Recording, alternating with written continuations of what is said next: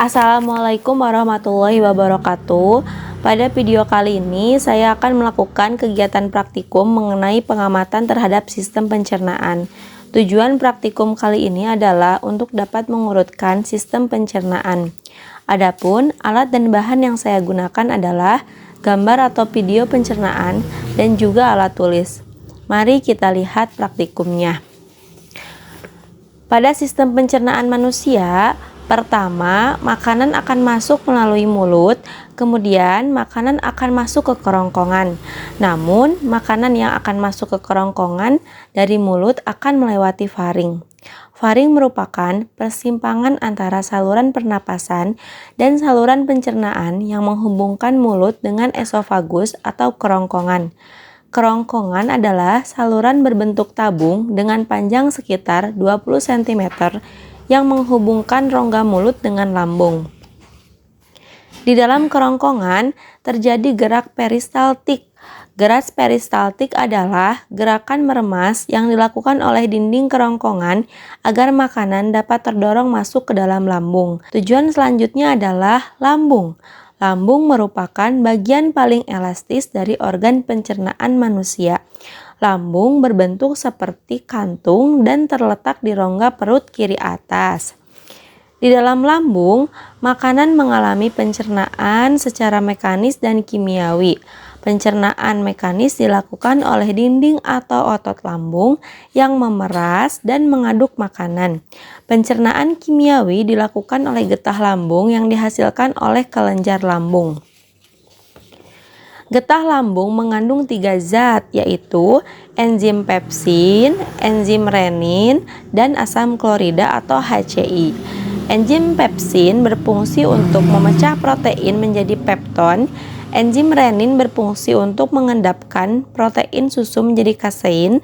Asam klorida atau HCI berfungsi untuk mengasamkan makanan dan membunuh kuman yang masuk bersama makanan. Apakah teman-teman tahu makanan tadi akan masuk kemana? Selanjutnya, makanan dicerna di usus halus. Usus halus merupakan usus terpanjang di saluran pencernaan karena panjangnya mencapai sekitar 6-7 meter. Di dalam usus halus terdapat cairan khusus yang membantu melancarkan pencernaan makanan. Usus halus terdiri dari 3 bagian, yaitu usus 12 jari, usus kosong, dan usus penyerapan. Usus 12 jari disebut juga duodenum, memiliki panjang sekitar 25 cm. Usus 12 jari mencerna makanan dengan bantuan getah pankreas dan getah empedu. Getah pankreas dihasilkan oleh kelenjar pankreas.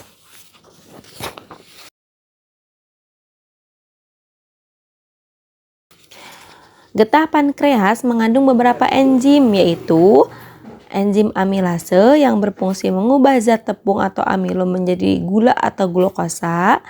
Enzim tripsin yaitu berfungsi mengubah pepton menjadi asam amino.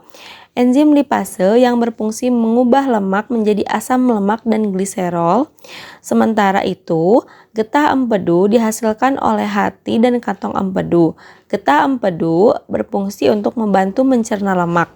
Selanjutnya, usus kosong atau jejunum terletak di antara usus 12 jari dan usus penyerapan. Usus kosong memiliki panjang sekitar 2,5 meter dan berfungsi untuk melanjutkan proses pencernaan makanan dari usus 12 jari. Terakhir adalah usus penyerapan. Usus penyerapan merupakan tempat penyerapan sari-sari makanan. Di seluruh permukaan dindingnya terdapat ujung-ujung pembuluh darah yang menyerap sari-sari makanan. Kemudian sari makanan diedarkan melalui darah ke seluruh bagian tubuh. Nah, jadi makanan yang kita makan akan diserap nutrisinya oleh tubuh kita. Setelah itu, sisa makanan yang sudah dicerna tersebut berlanjut ke usus besar. Usus besar berfungsi untuk menyerap cairan, vitamin, dan mineral dari sisa makanan yang telah diserap oleh usus halus. Di dalam usus besar terdapat bakteri yang berguna bagi tubuh, yaitu bakteri E. coli yang membantu proses pembusukan sisa-sisa makanan. Proses pembusukan sisa makanan akan menghasilkan feses atau kotoran yang kemudian dikeluarkan melalui anus. Lalu saat kita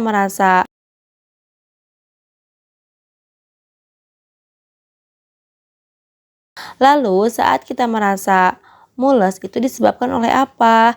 Organ terakhir yang disebut rektum adalah ujung muara usus besar yang berfungsi sebagai tempat penyimpanan sementara feses. Ketika rektum terisi penuh dengan feses, maka saraf akan mengirimkan respon ke otak yang menimbulkan rasa ingin buang air besar atau mules. Anus adalah lubang di bagian bawah bokong yang berfungsi sebagai tempat keluarnya feses dari tubuh.